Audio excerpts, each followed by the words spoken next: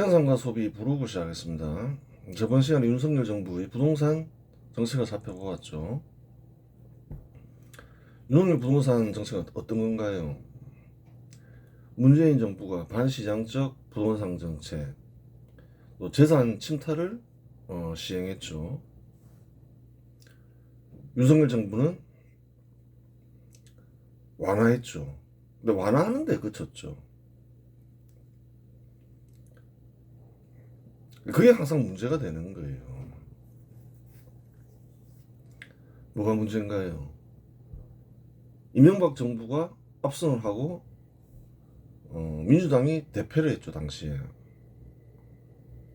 열린우리당이 대패를 했죠. 뭐 민주당계 정당들이죠. 대패하는 원인이 뭔가요? 그때도 똑같았다는 거예요. 반시장적 부동산 정책, 재산 침탈이 있었다는 거예요. 그래요. 그러면서 이제 그 당시 한나라당이 대선을 했죠. 국민의힘 전신이죠. 윤석열이 집권하는 것도 똑같았다는 거예요. 그러면 지지를 유지하기 위해서는 뭘 해야 되나요? 완화해서 끝나면 안 된다는 거예요. 한나라당과 국민의힘을 지지한 사람들은 뭘 원했나요? 반시장적 부동산 정책 폐기, 재산 침탈 폐기, 서울 아파트 대량 공급, 그것을 원했다는 거예요. 이명박이 했나요? 안 했나요? 안 했다는 거예요. 박근혜가 했나요? 안 했나요? 안 했다는 거예요. 윤석열이 했나요? 안 했나요? 안 했다는 거예요. 안 하면 어떻게 되나요? 지지가 철회되죠. 찐 우파 빼고는. 그렇게 되는 거예요. 왜 지지율이 빠졌을까? 그 잘 생각해 보라는 거예요.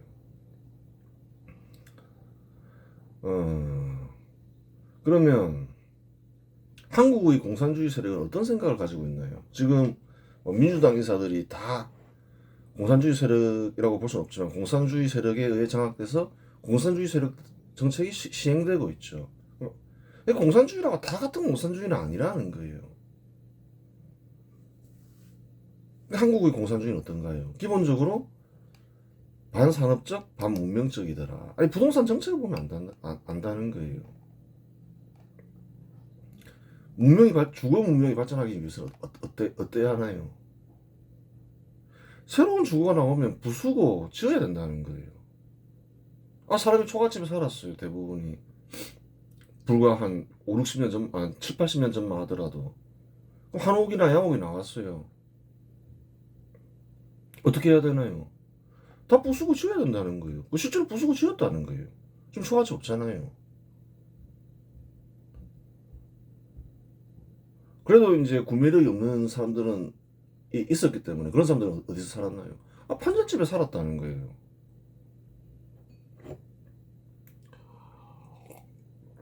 (1970년대까지) 판잣집이 있었죠. 가난한 이들은. 근데 또 새로운 주거가 나왔죠. 더 좋은 주거, 아파트가 나왔죠. 그럼 어떻게 해야 되나요? 또 때리고 부수고 새로 지어야 된다는 거예요.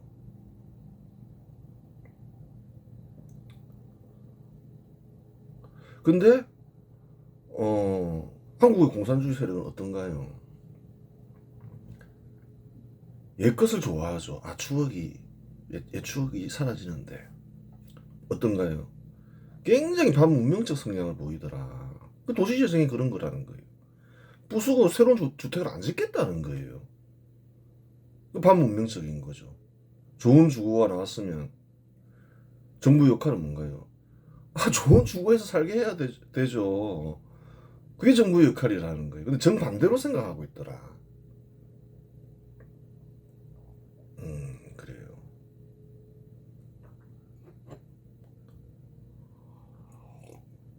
군사정부가 만들어졌으면 어떻게 됐을까요? 지금도 초가집이나 판잣집에 살고 있겠죠. 만약에 그럴 일은 없지만 민주당이 집권해서 계속 이어져 왔으면 과거 지향적이니까. 그걸 잘 생각해 보라는 거예요. 한국의 공산주의계 인사는 반문명적이구나. 공산주의가 이제 문명의 발전에 더 도움이 된다고 생각한 이들도 있다는 거예요. 그 이제 그거는 문명을 추구하는 공산주의자들인 거죠. 근데 결과는 똑같죠. 공산주의 자체가 반문명적이라서 그런 거죠.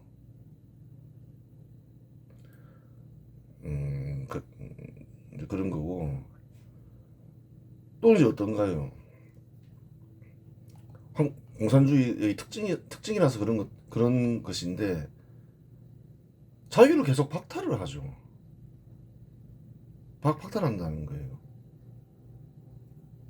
국민들에게 중요한 거는 정치적 자유보다는 뭔가요? 절대 다수 국민들에게 중요한 거는 정치하는 사람 잘 없으니까 생활상의 자유. 생활상의 자유도 뭐 종류가 몇 가지 있을 수 있는데 핵심이 되는 거는 경제활동의 자유죠. 경제활동의 자유를 자꾸 침해한다는 거예요. 거래를 못하게 한다거나 더 나아가서 뭐 국민들을 상대로 협박을 하죠. 그것도 굉장히 잘못된 거예요. 서울아파트 급등의 원인은 노무현 이후부터 이제 서울아파트 급등이 문제가 된 거는 노무현 때부터 시작한 거라는 거예요. 노무현 문제 이런 사람들이 주범이라는 거예요. 근데 누구를 협박하나요? 일반 국민들을 협박하더라. 자기들이 주범이면서 그게 있고 자꾸 자유를 침해한다. 거래를 못하게 하고 거주 이전을 거주 이전의 자유를 침해하고 잘못된 거다. 또 뭔가요? 재산 침탈을 하더라. 그 당연히 여기더라. 그래 뭐랬나요? 군사정부가 소임을 다하고 스스로 이제 퇴장을 했죠. 군사정부가 물러난 뒤에 소수 인사들에게 필요한 정치활동의 자유는 군사정부 때보다 많이 보장됐죠. 근데 국민들의 자유는 어떤가요? 생활상의 자유. 훨씬 악화됐다는 거예요. 군사정부는 뭐 거래를 못하게 하고 뭐 주택에 투자하건 주식에 투자하건 뭐 별 간섭을 안 했다는 거예요. 사실이라는 거예요.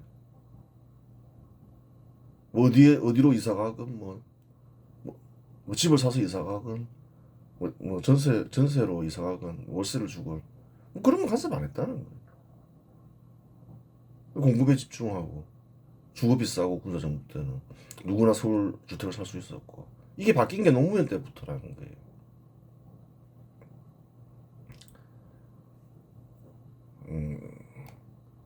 그 자유 침탈을 당연하게 생각하고 계속 더불어민주당만 집권하면 국민들의 자유는 점점 더 박탈당하고 있는 거죠.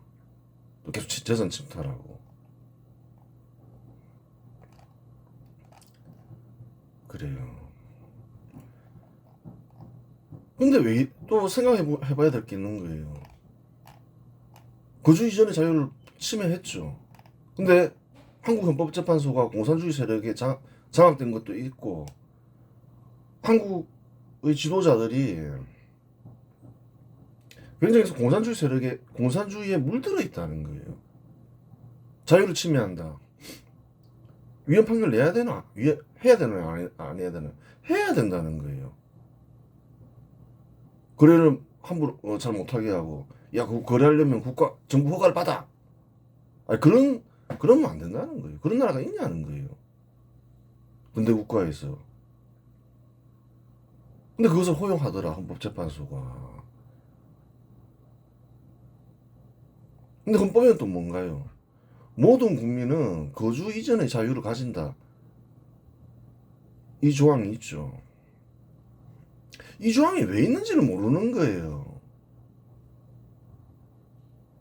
법만 달달달 외웠겠죠. 뭐 이론 달달달 외우고. 역사적 배경이 있기 때문에 그런 거예요. 한국의 법은 미리 근대국가를 수립한 헌법들을 뺏긴 거죠. 왜 이런 게 있는지를 모르는 거예요. 더불어민주당이 하는지 자유를 박탈하고 재산 침탈하고 그런 거 하지 말라고 이런 법이 있는 거예요. 쭉 경험상으로 거주 이전에 자유가 중요하구나. 이게 없으면 문제가 생기는구나. 그 사람들은 미리 근대국가 수립을 한 국민들, 지식인들은 생각을 했겠죠. 뭐가 중요한지. 거주 이전 자유가 중요해. 이런 말을 한 역사적 배경이 있다는 거예요. 이런 걸 하니까 더불어민주당이 같은 일을 하니까 결과적으로는 국민들의 인권이 침해당하고 결과는 엉망진창이 되더라. 그래서 거주 이전의 자유를 보장해라고 딱 헌법에 써놓는 거예요. 거주 이전의 자유를 헌법에 안 써놓더라도 중시하는 거죠. 한국인들은 우리 근대국가 수립해야 되겠어 이러면서 이제 뺏겼다는 거예요. 근데 이 조항이 왜 있는지를 모르는 거예요. 역사적 배경을 전혀 모르는 거죠. 왜 이게 있지? 맞다. 헌법에 공공복리라는 단어가 있네. 이걸로 무시하면 되겠어. 원래는 이런 거 하지 못하게 하라고 있는 건데 역사적 배경을 모르니까 다 허용했다는 거예요. 잘못된 거죠. 헛공부한 한 거죠 뭐. 그래요.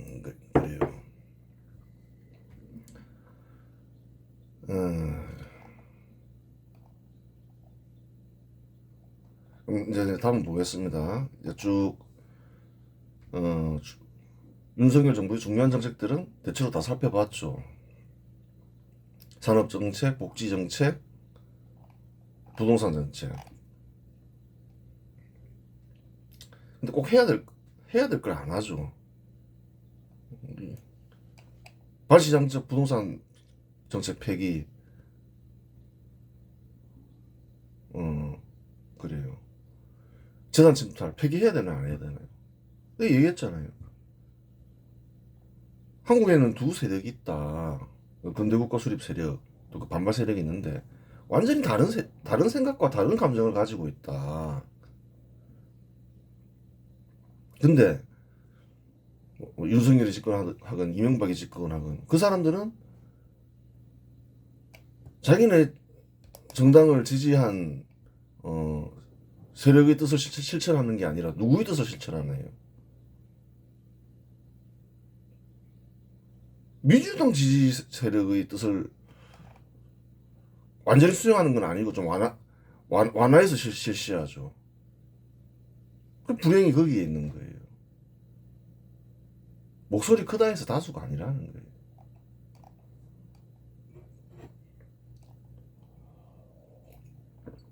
그러하고 그래요. 2022년 3월 대통령 선거 실시 후 3개월 뒤 지방자치단체 선거가 있었다. 선거 결과는 다음과 같다. 그래요. 올해 지방자치단체 선거가 있는데 직전 선거죠. 누가 압승했나요? 국민의힘이 압승했죠. 광역자치단체장 선거에서 국민의힘 12석을 얻었고 민주당은 5석밖에 얻지 못했죠. 완전히 압승을 했죠.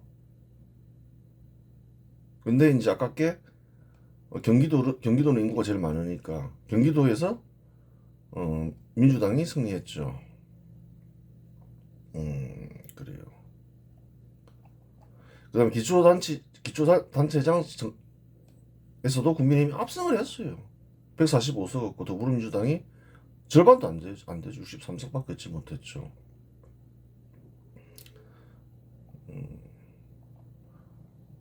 다 합쳐도 뭐 국민의힘 절반도 안 되죠. 무소속 다 합쳐도 더불어민주당. 국민의힘은 광역자치단체장 선거에서 12석을 얻어 5석을 얻은 더불어민주당이 압승했다. 압승했죠. 2018년 지방자치단체 선거에서는 더불어민주당이 14석을 얻고 자유한국당이 52석을 얻어 더불어민주당이 압승하였으니 상황이 180도 역전된 셈이다. 기초자치단체장 선거에서도 국민의힘은 145석을 얻고 더불어민주당은 63석을 얻었으니 국민의힘은 더불어민주당에 압승하였다. 사실이죠. 2018년 지방자치단체 선거에서는 더불어민주당이 151석을 휩쓸었고 자유한국당이 53석을 얻는데 머물며 민주당이 압승하였으니 4년 만에 기초권력의 지형은 180도 역전된 셈이다. 근데 더불어민주당이 더 큰 압승을 하지 않았냐. 둘 다 압승했지만. 근데 자세한 내용을 들여다보면 그렇지 않다는 거예요. 비슷하긴 한데 한번 보겠습니다. 실제 내용인 득표율을 보더라도 국민의힘의 압승이었다. 그럼 득표율을 보자는 거예요. 선거구 때문에 좀 이렇게 헷갈릴 수 있는데 국민의힘은 53%를 득표하고 더불어민주당은 44%를 얻어 9% 차이로 승리했다. 득표율을 보니까 국민의힘이 53%를 얻었더라. 압승 맞죠? 9% 차이로 승리했죠. 2018년 지방자치단체 선거에서는 더불어민주당이 약 52%를 득표하고 자유한국당이 30% 수준에 그치며 더불어민주당이 압도적인 격차로 승리하였으나 4년 만에 지지율 흐름이 180도 역전된 셈이다. 근데 더불어민주당이 52%를 득표했더라. 국민의힘은 53% 득표했는데 국민의힘이 더 많은 득표를 얻었다는 거예요. 물론 그때 이제 탄핵 전국에서 4분 5열 돼가지고 자유한국당이 30%를 얻었죠. 근데 이제 승리한 쪽 보면 어떤가요? 비슷하더라. 1%라도 더 많이 얻었잖아요. 이거는 뭐 여론조사가 아니니까. 그 내용상으로 보면 뭐 둘 다 압승을 했는데 뭐 같은 압승이다. 의석수는 조금 차이 나지만 뭐 그렇게 볼 수 있는 거예요. 이게 사실이잖아요. 데이터에 기반하니까. 더불어민주당이 얻은 52%는 민주당 계열 정당이 얻은 득표율 중에서 가장 높은 득표율이다. 가장 높은 득표율이라는 거예요. 52%가. 더불어민주당이 50% 넘기는 경우는 흔한 경우가 아니라는 거예요.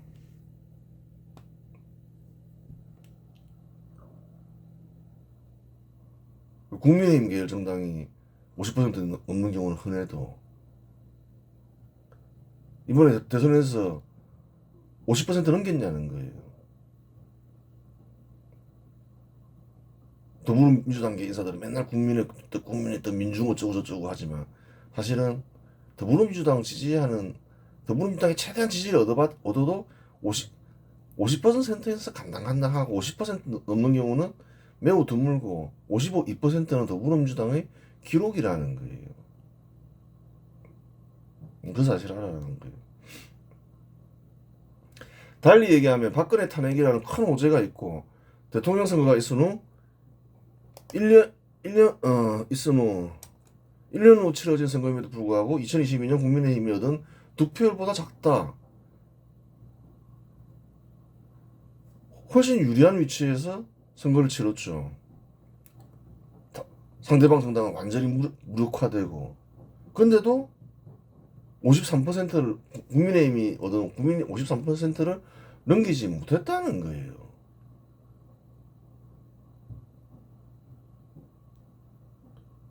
윤석열이 이겼지만 그런 정치적 호재가 있었냐는 거예요. 없었다는 거예요. 근데 더 많이 나왔잖아요. 이는 더불어민주당이 다수의 국민들로부터 지지받기는 매우 어려운 정당임을 가리킨다.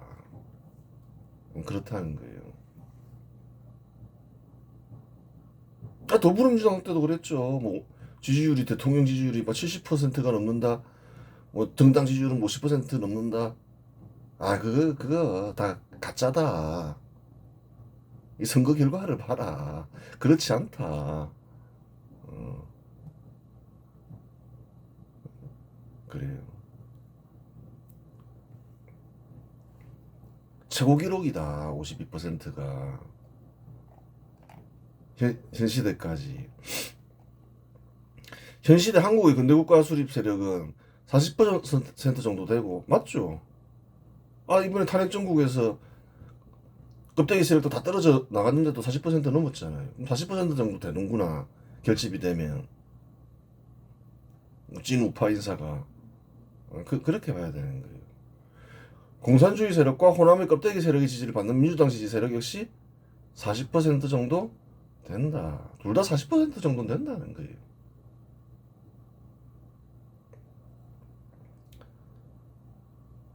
그 이명박 대통령 선거 때 2007년 2007년 정도죠. 2007년 그때 이제 30%가 안 됐을 거예요.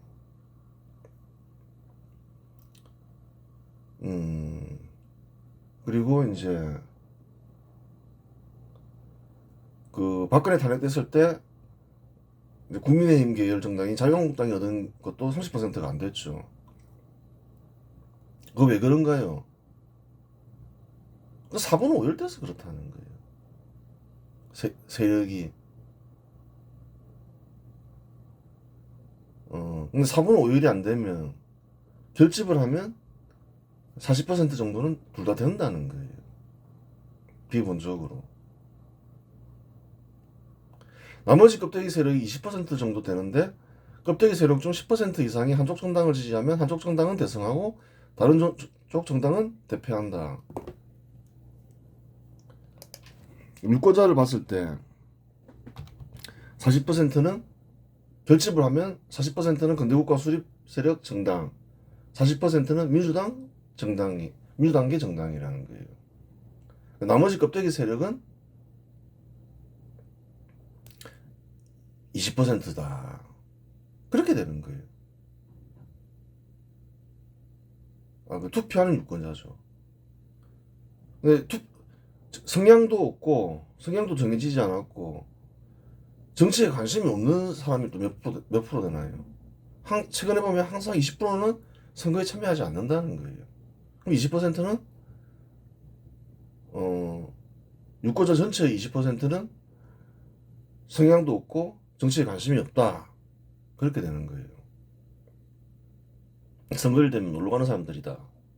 누가 돼도 상관없어. 나는 관심 없어. 이런 사람들이라는 거예요. 그러면 이제 선거하는 인사들 중에서, 선거에 참여하는 인사들 중에서 40%는 근대국가 수립 세력이다. 그리고 나머지 40%는 민주당 지지 세력이다. 20%는 껍데기 세력이다. 그렇게 되는 거예요.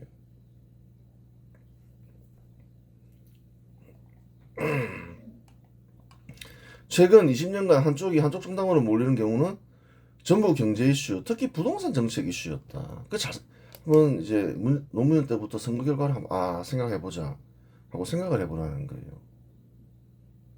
더불어민주당이 반시장적 부동산 정책과 재산 침탈을 시행하면 껍데기 세력의 절반 이상은 근대국가 수립 세력 대표 정당을 지지하며 근대국가 수립 세력 대표 정당이 대승한다. 대승했잖아요. 53%였잖아요. 왜 그런가요? 더불어민주당도 인정하는 바잖아요. 우리 부동산 정책 때문에 대패했다고 직권 잃었다고. 노무현 때도 그랬고 문재인 때도 그랬잖아요. 계속 반복되고 있잖아요.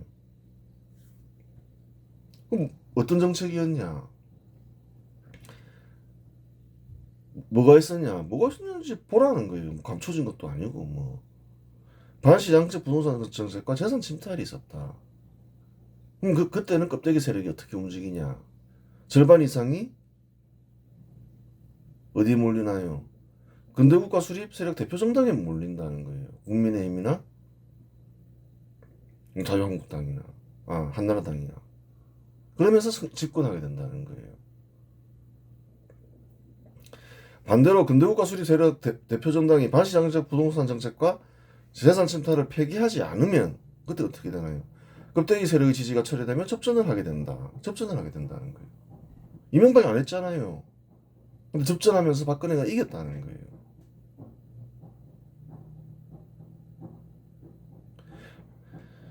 그래, 그 원리를 알아라는 거예요. 어떻게 역사가 돌아왔구나. 정치가 어떻게 돌아가고 있구나. 선거판이 어떻게 돌아가고 있구나. 그건 정확하다는 거예요. 향후 미래에 좀 바뀔 수도 있는데 최근 20년간 보면 그렇다는 거예요. 자꾸 더불어민주당이 반시장적 부동산 정책, 재산 침탈을 시행하죠. 거기에 따라서 지금 계속 반응하고 있다는 거예요. 만일 여기에 더해 근대국가 수립 대표 정당이 4분 5열되면 껍데기 세력의 절반 이상이 민주당 계열 정당으로 몰리면서 민주당 계열 정당이 대승한다. 근데 이제 박치권을 했다는 거예요. 52%까지 얻었죠. 왜 그런가요? 접전을 하고 있는데 대통령 팍 탄핵하면서 4분 5열 되잖아요. 그러면서 절반 이상이 민주당 계열 정당으로 몰리면서 민주당 계열 정당이 대승한다는 거예요. 그 원리를 이해하라는 거예요.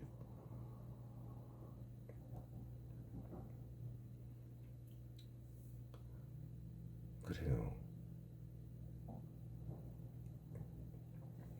정치적 이슈로 한쪽 정당이 대승한 경우는 없다. 그렇다는 거예요. 정치적 이슈로 뭐 대승한 그런 거 없다. 잘 보라는 거예요. 탄핵 대단하죠. 탄핵 받은 정당이는 무력화는 됐죠. 근데 대승하냐는 거예요. 대승이 없더라. 2017년 대통령 선거는 정치 이슈인 탄핵 전국에서 치러진 선거인데 문재인은 41.08%를 득표했고 2025년 대통령 선거 역시 정치 이슈인 탄핵 전국에서 치러진 선거인데 이재명은 49.2%를 득표했다. 대승했냐는 거예요. 50%를 못 넘긴다는 거예요. 대단한 이슈 같지만. 자꾸 국민의 뜻 하지 말라고 하는 거잖아요. 50%도 못 넘기는데. 또 선거에 관심 없는 유권자도 한 20% 되죠. 한 40%도 안 된다는 거예요. 국민의 뜻이라고 말할 만한 뜻이 없다. 한국에는. 그렇게 얘기하잖아요.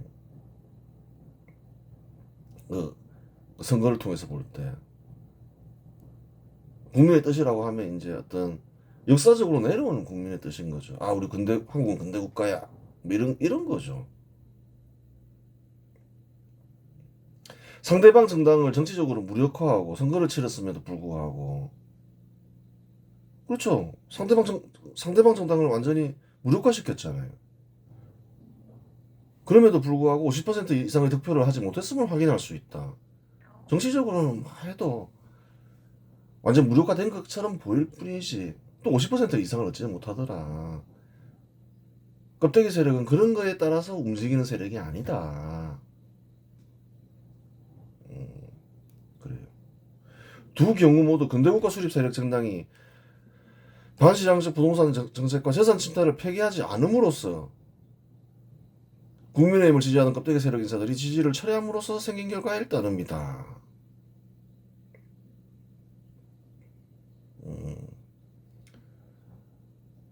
그래요. 핵심은 뭐냐? 국민의힘이 문재인 정부의 반시장적 부동산 정책의 재산 침탈을 폐기하지 않았다. 그러면서 지지가 철회되면서 국민의힘이 어려워진다. 항상. 더불어민주당은 왜 힘들어지나요? 집권한 뒤에 꼭 하는 짓이 있잖아요. 반시장적 부동산 정책, 재산 침탈. 그걸 하면서 또 더불어민주당은 어려워지는 거예요. 한쪽은 해서 어려워지고 다른 쪽은 어떤 거예요? 안 해서 어려워진다는 거예요. 그 원리를 알아라는 거예요. 결과적으로 더불어민주당과 같은 민주당계 정당은 행동함으로써 대표하고 근대국가 수립 대표 정당은 행동하지 않음으로써 다수의 지지를 상실한다. 그러면서 접전하게 되는 거죠. 여기에 4분 5열되어 시끄러우면 근대국가 수립 세력 대표 정당은 대패한다. 4분 5열돼서 대패한 거죠. 4분 5열 안 되면 대패할 일도 없었던 거죠.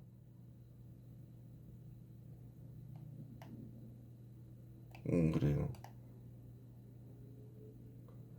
박근혜가 탄핵됐을 때는 대패해버렸죠. 4분 5열 돼서 그렇잖아요. 근데 2025년 대선에서는 아주 대패한 건 아니죠. 41% 얻었잖아요. 4분 5열 안 돼서 대패 안 한 거죠. 세력이 세력이 4분 5율되냐, 정당이 4분 5율되는 건 상관없다는 거예요. 세력이 4분 5율되냐 안 되냐 그건 거죠. 정당이 4분 5율되면 세력이 또 이제 결집이 안 되니까 4분 5율될 수가 있는 거죠.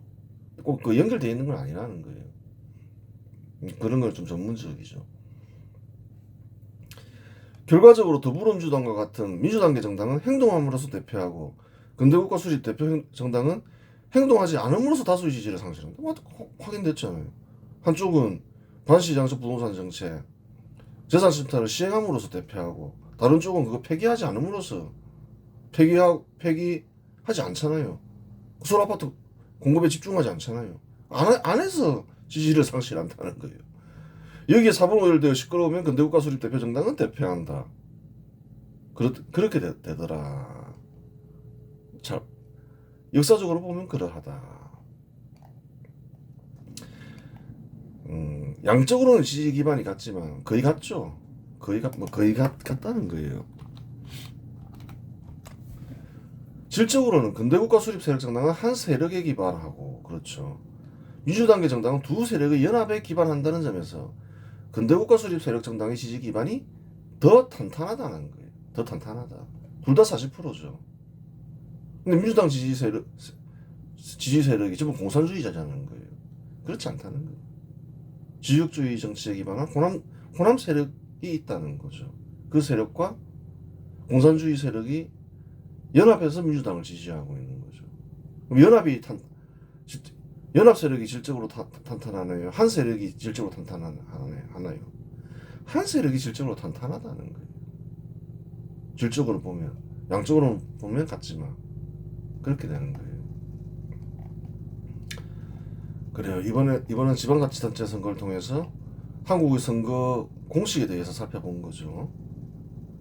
이번 시간에서 마치겠습니다.